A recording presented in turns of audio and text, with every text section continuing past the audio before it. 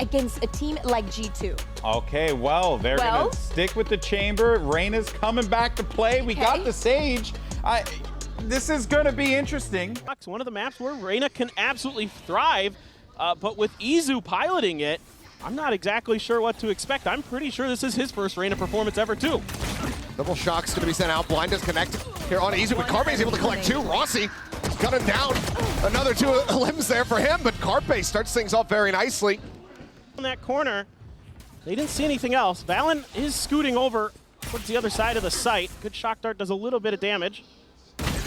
Oh, as he swings out to try to clear the drone, Icy is watching for it. Fantastic headshot to go ahead and open things up on this defense for G2. Still having the players try to make their way across, but Izu able to find one, so now 4v4. Gun here. Op is on a very forward, deep line for Xcurate. Very easy to lose that weapon here as the chaos gets ready to ensue.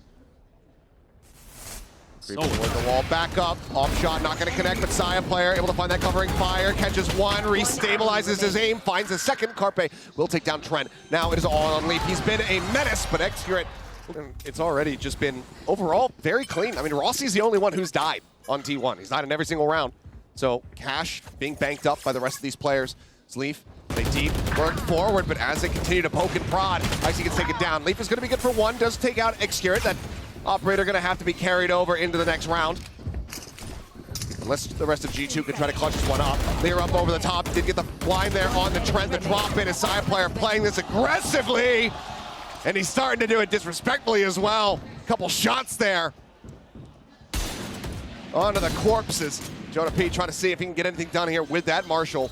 The slow orb to stave him off. Izu around the back, finds it. Coming down through mid with a join in from Jonah over at green. Izu eating a bit of damage there as the Nanoswarms are going to be popped, and now we're also going to be investing that Viper's Pit.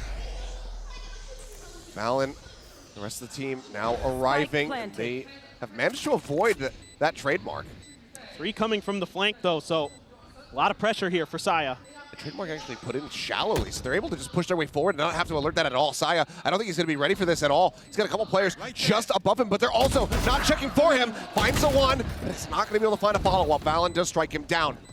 3v4, Xcurate, off in hand, good for one. Tries to pivot, tries to look over to the right-hand side, but he ends up falling, and now it's just Rossi here in the pit. He's bought a decent amount of time. He still has these bites. He's trying to counter-rotate back around here from the front. Finds the first, finds the second! And that is going to be the Red Bull clutch as Rossi gets himself 3 and T1 get up to 5. Sublime timing here from Rossi. Just gets ahead of Jonah P as he tries to enter that Viper's Pit. Wraps around, lets him start defusing, completely catches him off guard. Phenomenal play here. Got to that ult pretty quickly. Died a lot early on, but that means he's going to have a little bit of earlier access to that ult. And yeah, just not aware of it. I like the change here from G2, sending a lot of players to the flank, but it was pretty low red. Yep. And think about how nice this is for T1, that they were able to get that pit ahead of these two ults that are so good at clearing it. So the ult cycle really working in the favor of T1 right now. They have the res as well. Oh, and Carpe has the read. He knew that they could just go ahead and smoke this off as Carpe comes up with 3. Jonah finally does put an end to it, puts him down, finds himself a second with a nice headshot. As Leaf able to get up close, brings us a hell of a lot closer than we could have possibly anticipated. So he decides to try to play this one out, but as he drops down onto the site, Saya player will be able to finish him off. So 6-0, T1 continuing on their merry way. And this time it's an even earlier positioning to deal with this late flank for T1. It's going to be Carpe showing us some flashy shots. That transition onto that second player was phenomenal. A bit, but now the wall can come into play. As the plant will be right here on the default corner. Wall coming through, Hunter's Fury as well, now opened up, just interrupts that one, not allowing for Saya player to go ahead and complete it. So Spike still not out. Thrash does go forward. And right now, T1, I mean, maybe feeling committed to this position, especially as that pit is now coming through. It's G2 throwing everything in the kitchen sink at this site, but T1, they want to bail out, they want to rotate back. And Leaf, somewhat suspecting this, is starting to rotate back into A. And he's got that lockdown if they start coming this way. He can buy even more time. He can push them into more uncomfortable angles. Love this. But he's in such a deep position. He needs to come away with kills. He needs to be able to find the surprise if he wants that lockdown to find value. But now the swarm is coming through. There's the res, and that's the perfect timing for Rossi to come up over the top. Takes him out. Now that lockdown, not going to be seen. Shock Dart's throwing the try and delay. Plant going to be coming through. Wingman gets the spot onto one there, down below, and Carpe just plus forwards and kills off two. Jonah now, the last one standing. And this has been a catastrophic round for G2. He gets the spot onto one, but Carpe breaks line of sight. They still have 5 players alive. Can he do anything here? Can he find damage? They suspect that he's going to be coming through from that A main side. They might be up on belt, and yeah, I think he just has to save, and nothing's been seen by Leaf. Yeah, quick heal, quick clear on that recon as the wall falls, and this is the moment now for T1 to try to strike. A lot of util dumped into the corner, and there it is, the snake bite does flush out Icy. Really good awareness here from T1. Rossi going to be taken down. Trent is able to put that Vandal to use for at least 1 kill, but can he find more? There's the jiggle from Carpe. Knows that there's going to be another, and it's a bit of a 50-50 for him, but Carpe just goes in for the challenge, gets the headshot. It's now 8-0 for T1. Well, I mean, credit to G2 for doing their homework on Breeze. Credit to T1 for doing their homework on this map. I mean, they are reading every single position so nicely. The shock dart into the snake bite combo with the slow there. Yeah, no, there's no chance there. They just knew his position. He's just dead. But the slow orb there is about. I suspect it is. He's been sitting on it for a bit. Hunter's Fury on the open. Carpe looking to see if he can catch anybody here, and just barely splits the difference there. So unable to find the tag on the Trent. Lockdown now as well, trying to buy some space. Saya, can he get out of it in time? Yes, he does. So the detain, not going to be found playing that one. On a razor's edge is T1, but Extra now going to be taken down. Leaf starting to come up a little bit. That's the operator now dealt with. Izu trying to find a pacey timing, goes up, gets the dismiss out, sees a couple other players, but now Leaf comes away with the second. Saya going to be taken down, but Izu as well, equalizing, gets that kill. Off shot taken now into Carpe's hands, unable to find the value there.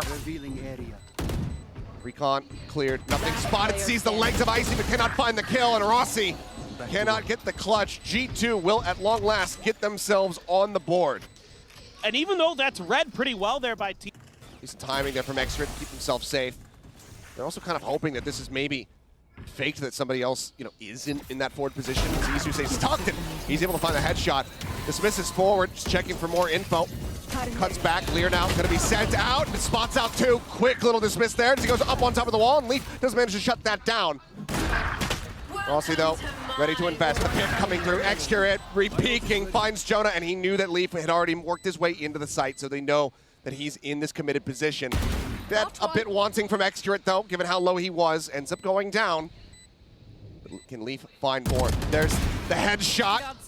As he gets himself 3. It would be an ace clutch for him to get G2 a second round win. We've already seen him get an ace on that Breeze map. All on his lonesome, jumps across to the opposite side. They hear this. They should roughly kind of know where he's going to be positioned, but as he pushes up into the smoke, Carpe with a short. And you can see, the heavy stack just only leaving Jonah over towards B, because it has just been this A site over and over again. Extra with 1, Rossi, Saya, 1 apiece as well, as the Thrash does get invested, but it's not going to be able to come up with any detains. I see he's been fairly clean with a sheriff shot so far, but the first couple just not being given the space. He's not being given the timing to try to set up for them. He falls, and Rossi reads the lurk decently well, just can't quite connect the shots. Takes a bit of damage, but it's going to be Extra at the eye. Yeah. Like I said, there's no ambiguity to this, Achilleos. They're just reading G2 so well. Tour de force. Tour de force at the ready, but Dredd able to shut it down. Icy fighting 1. There's the res to try to bring Extra back in, but still, T1 bleeding out multiple players. Leaf forward spot, but Rossi snappy with it, finds that headshot. As T1 look for an 11.5. Jonah noted, has to rotate back across through mid. You can see T1 not feeling comfortable. Losing out on those players, that's a lot of their entry power, a lot of their util taken out of their hands. And they know that Hunter's Fury is on the opposite side. But if you think about it, with this comp that T1 has, it makes a lot of sense that it's not a lot of B. They don't have a lot of flashes. They don't have the KO. They don't have the Gecko. They don't have the ability to clear some of those back areas as easily, where they can work the angles really nicely as a team here. Yes, they have the Lears, but you don't have the ability to sort of clear, deeper angles. So these close quarters angles, of course, it works into the Reyna as well. You know, the Sage works a treat here. Not sure if he was supposed to raise him up or not, but. Well, Xcurate does end up dying there as the fight comes through, but Jonah was already taken so very low. Hunter's Fury, Trent just fishing, trying to find anything that he can to stave them off, but nothing spotted. A 4K from Rossi as it's 11-1 in the half. T1 so far out in front. It's unreal. It's absolutely unreal. The T1 able to bounce back like this and look like this on their opponent's map pick. Crazy stuff here. I mean, good shooting from G2, but it's just not enough. I mean, T1's just got the economy and they've got the shots, man. It's just another one of these situations where it just feels like a night and day difference for both teams. Considering what happened to Breeze, considering what T1's record has been like on this map. But this is, as Autumn was saying, you know, we workshopped this quite a bit. Didn't have to change the comp, just change who plays what. And Xcurate, well, he still plays Chamber, pushes forward, finds that first kill as Leaf gets taken down. I'm just left in awe of how T1 is just looking so much crisper on this map. It's incredible. I mean, right there, just Xcurate kind of understanding where they like to peak early, taking advantage of it. Now, Rossi going to be challenged a bit. A lot of util in the hands of Carpe. He went for the full util buy. He could potentially back him out. Rossi sees a lot. He has to get out of there. He knows it. Just pulls away. Arborwalt now going to be coming up. Wingman there for the plant. Slow up to try to stop them from getting into a forward position. This does leave Valen a little bit stranded, but he's still able to come away with one before falling to side player's hand. Side player continuing to try to push up, try to find that additional punish. Does end up getting caught. 3v3 though. One shock dart left available. Xcurate still pushing in from behind, and looks like, yep, they do suspect it, but it's back to back. Looks for that, and he's got it.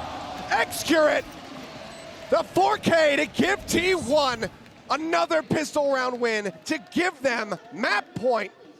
That is disgusting. He's been outrageous in some of these rounds today. Kicks it off with the Headhunter, has the Sheriff. Oh my goodness. Does it with Leaf's Sheriff. That's unbelievable. Bringing the Pacific Anthem over to Masters Shanghai. My man.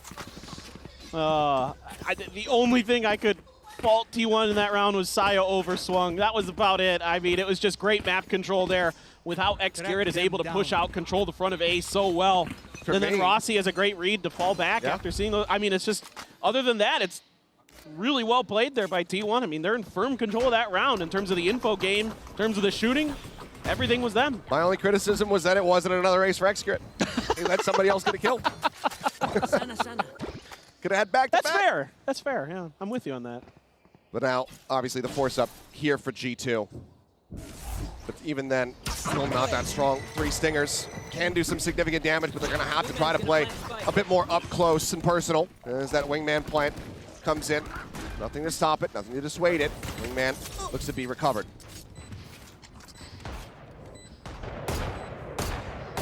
Side player just inching his way out, just taking pot shots, trying to see if he can find any kind of straight connection, do some damage before they really start with this retake. Really just that Gecko utility left. Shock Dart keeps players at bleed temporarily, but they got all the info. Run to the spot, easy to try to lead the charge. He does end up falling down. Aggressive push forward, and that's Xcurate with a no-scope outlaw headshot. What a snappy reaction from him. Either way, they continue to storm their way forward, and as Valen, he was the last one standing. He does fall. T1 damn near perfection on Icebox as they close this out 13-1. They are not going quite quietly into the night. They are fighting back in a major way, and they are extending this series to a third and final map. I mean, a map that they had been afraid to play until the lower finals, the very last match they played in Pacific, and they come into this and they say, no, we've got it. We figured it out, and it certainly looks like it. Unbelievable performance from T1. Absolutely insane, but we still have a Lotus to see who is going to be walking away victorious. And that action will continue in just a few, so don't go anywhere.